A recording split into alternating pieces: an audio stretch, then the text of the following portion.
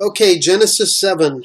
Um, this is when the flood itself happens. Genesis 7 brings us Noah's flood. It's verse 1, beginning of chapter 7.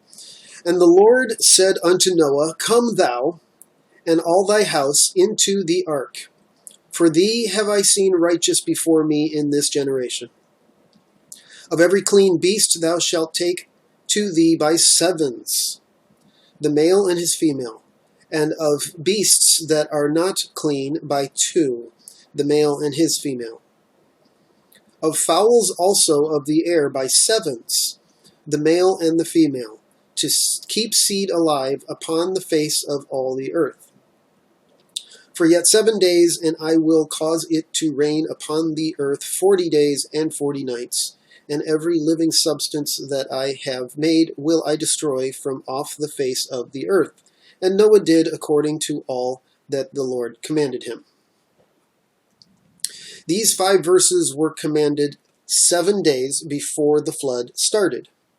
Noah was told to get everybody in the ark and that the rain would last 40 days and nights. The Lord said, Come into the ark. That means the Lord was in the ark too. Noah was considered righteous because he believed the Lord and obeyed his commands. This is all he asks of us too. But obeyed his commands is part of it, all right? Don't leave that out. Believing intellectually is not everything that's required. Obeying his commands is also part of it. If you don't obey the Lord, then you really don't believe him. But that's me getting on a once saved, always saved, refuted tangent there. Here we find out that the general command to take animals 2 by 2 had an exception for clean animals. Most animals were 2 by 2. But some animals were taken by sevens because they would be sacrificed later. We see that in Genesis 9. Verse 6, And Noah was 600 years old when the flood of waters was upon the earth. And Noah went in, and his sons and his wife, and his sons' wives with him, into the ark, because of the waters of the flood. Of clean beasts, and of beasts that are not clean, and of fowls, and of everything that creepeth upon the earth, there went in 2 and 2 unto Noah into the ark, the male and the female, as God had commanded Noah. And it came to pass after 7 days that the waters of the flood were upon the earth. We learn Noah's age here in relation to the flood. I find 600 to be an interesting even number. I wonder if it has any parallel to the 6,000 years of history leading up to our ark, the Lord Jesus Christ. Interesting I said that 7 years ago. I don't remember that I said that. But yeah, it's interesting. Just as God said, the flood began after 7 days. Verse 11, In the 600th year of Noah's life, in the 2nd month, the 17th day of the month, the same day were all the fountains of the great deep broken open, and the windows of heaven were opened, and the rain was upon the earth 40 days and 40 nights. Okay. Let's see what I said here, and then I'll expand. We're told the exact day the flood began for a reason. Yeah, this 17th day of the month of the 2nd month. You could call that in our vernacular February 17th, but we have a different calendar today, so it wasn't. This would have been the 2nd month, 17th day of the Hebrew calendar, not ours. This date ends up being significant elsewhere in the Bible. That's true. The fountains of the great deep would be all the fault lines running all over the earth. Let's take a look at the globe. And here I come with my earthquake program again.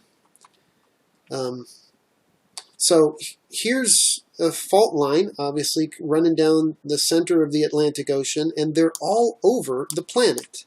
It's like a big cracked up egg. Okay? These fault lines are everywhere. All that, all up there, coming around here. This is fault line, that goes up there, and etc. All up San Andreas, and the Ring of Fire, of course, that everybody's heard of. The Ring of Fire is basically the ring around the Pacific Ocean. All of that down here, coming down here, going up through all of this, and going around here. That's basically the Ring of Fire because of all the fault lines. And those fault lines came from Noah's flood. Now here's a different way. This program shows you different kinds of views of the earth, and look at this one. The fault lines are drawn in for you. Okay, so it looks like a big cracked up egg, right? Take a hard-boiled egg and crack it, and it's kind of like this.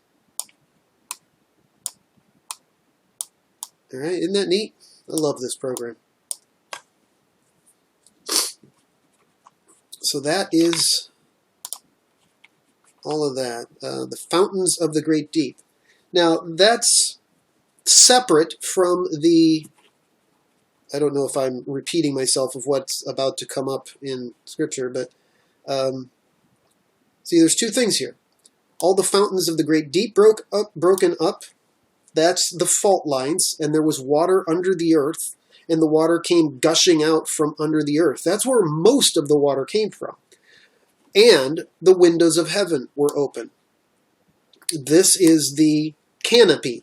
That water that was mentioned in Genesis 1, the water that was above the firmament, that ice canopy, the big bubble around the planet, it came down. And it took 40 days and 40 nights for it to all come down as rain.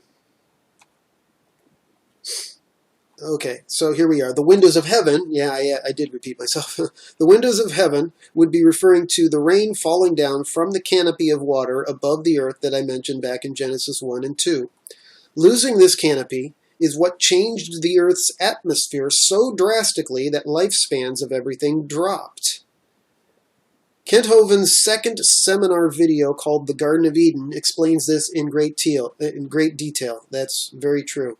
I have now the playlists on both YouTube and Facebook of Proving Noah's Flood. I think I called it Noah's Flood Proven or something like that.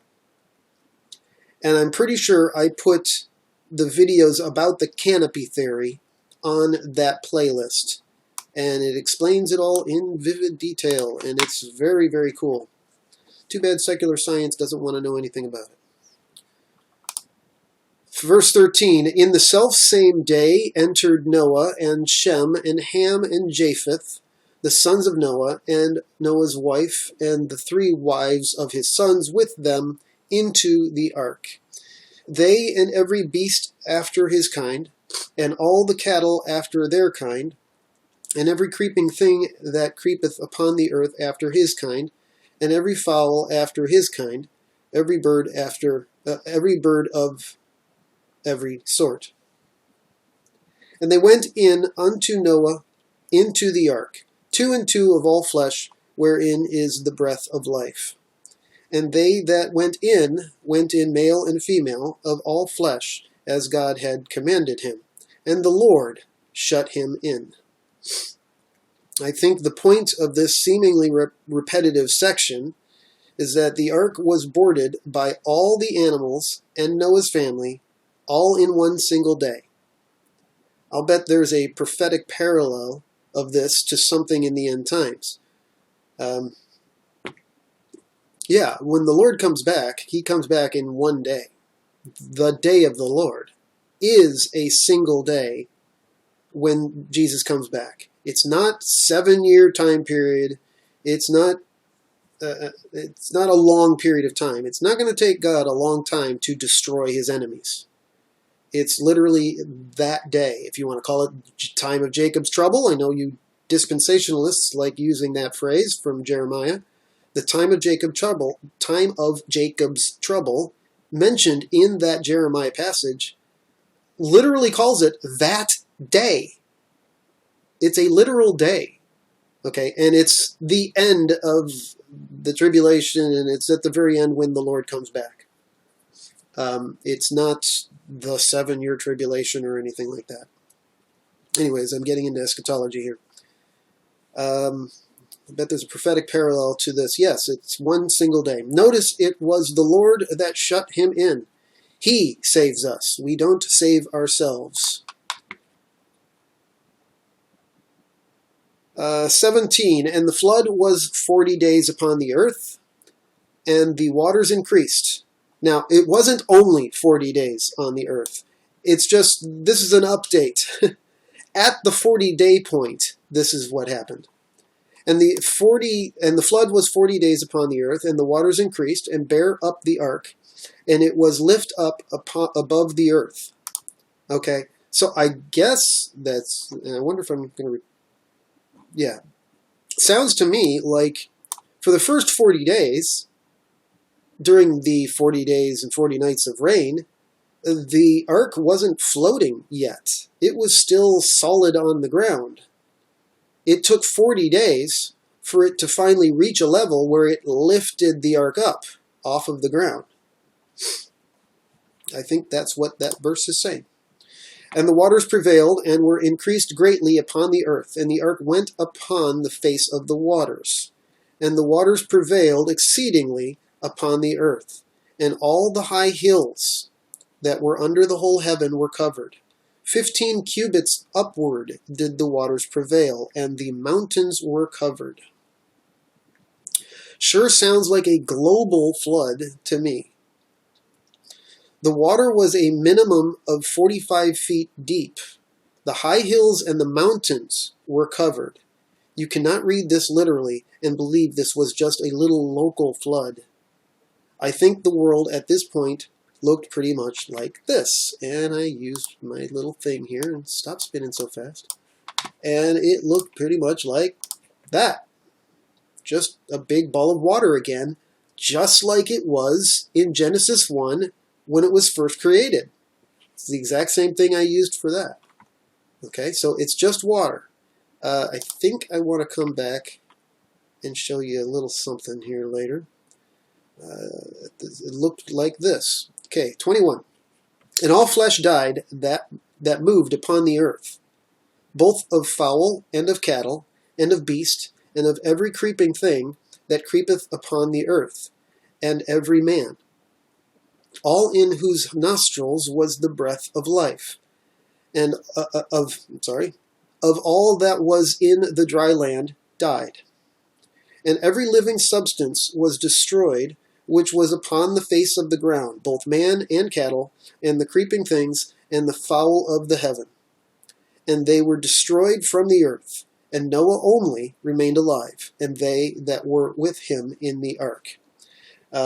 Just as an addition thing here, in the previous video for Genesis 6, I said something about how nobody else was allowed on the ark with Noah and his family. And I wasn't sure if I still agreed with that. And so I took a look at, just a very quick look at what Peter said about the ark, and there's nothing there that outright says that Noah was inviting people, come onto the ark with me, come onto the ark with us. That's never actually said anywhere. But I don't know if there's anything that also says you're all condemned, you're not allowed onto the ark even if you wanted to be. I don't think it says that either. So I don't know if I can really say still today that nobody was allowed to come onto the ark with Noah if they wanted to. The thing here is that once the door was shut, once God shut them in and the door was shut and the flood started, it's Judgment Day. And that's how the end times are going to be too. There is no left behind time period when people are going to disappear and then there's a 7-year time period for other people to get their act together and get right with the Lord. Once the Lord comes back, once the end times, once the day of the Lord shows up here and Jesus returns, that's it. It's Judgment Day. That's the parallel. Okay. I keep going into eschatology mode, of course, because well, there are parallels between all of this and what's going to happen in our future. We don't know how long it took for the waters to rise high enough to kill everything. I can only imagine that people and animals battled each other for high ground, trying to run from the floodwaters for days or even weeks before it just got too deep everywhere. It almost sounds as terrifying as hell. I wonder if there's a parallel. Verse 24, and the waters prevailed upon the earth 150 days. That is 5 months, according to months that are 30 days each. Okay, and there's mathematics that can be done in the calculations of this whole story that shows that the earth back then was 360 days in 1 year, and each month was literally 30 days. Very nice and even. But something changed at some point, probably in the days of Peleg, possibly also at Hezekiah's sundial incident and Joshua's long day in Joshua 10. Something happened that changed things so that now we are at 365.24 days in a year. Okay, so originally things were 360 days with 30-day months back then. And if you do the math of this whole story of Noah's flood, it shows that. 150 days. For 5 months, the earth looked like this. Actually, I can't literally say for 5 months, because it didn't look like that for the first month. For the first month, it still looked like a big Pangea continent that was getting soggier and soggier and soggier. So maybe it took 2 months for it to finally reach this point. I don't know. But at 5 months, that's when it was like this at the highest point. Noah and his family floated a long time in the ark, waiting for God to rescue them.